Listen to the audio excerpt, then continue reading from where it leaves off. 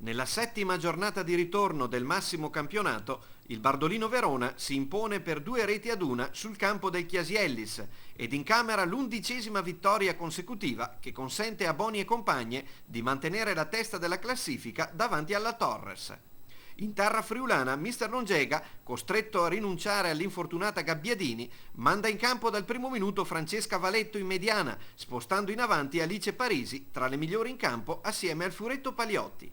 In avvio di gara il Chiasiellis si rende pericoloso con Paroni che dal limite dell'area coglie l'incrocio dei pali.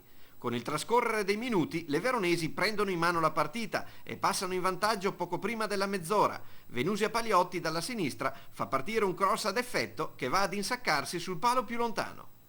3 minuti più tardi, sempre l'imprendibile Paliotti va sul fondo e pennella un cross per la conclusione di prima intenzione di Tuttino che chiama Caravilla all'intervento. Al 35esimo Patrizia Panico insacca di testa, ma la rete del bomber romano viene annullata per fuorigioco. Si va così a riposo con l'esiguo vantaggio giallo-blu. Nella ripresa il Bardolino Verona controlla senza difficoltà la gara e perviene al raddoppio al 17esimo con la friulana doc Alessia Tuttino. Paliotti tocca per Panico che di tacco smarca la corrente Tuttino, brava a dribblare un'avversaria e a trafiggere Caravilla in uscita con un tocco di classe. Le veronesi potrebbero triplicare con Parisi, che si rende pericolosa in 2 circostanze.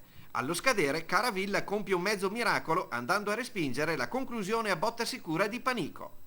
Nei minuti di recupero il Chiasiellis si sveglia, le friulane al 47esimo colgono la traversa su conclusione dalla lunghissima distanza dell'ex giallo-blu Pieramaglio e al 48esimo accorciano le distanze con Bartolus che nell'area affollata trafigge Brunozzi a terra per un precedente intervento forse falloso. Sul gol del Chiasiellis il direttore di gara decreta la fine delle ostilità e sancisce l'ennesima vittoria delle campionesse d'Italia. Prosegue il duello a distanza con la Torres che si è imposta per 3-0 sul campo dell'Atalanta. Sabato le veronesi torneranno tra le mura amiche per affrontare il coreaceo Monza.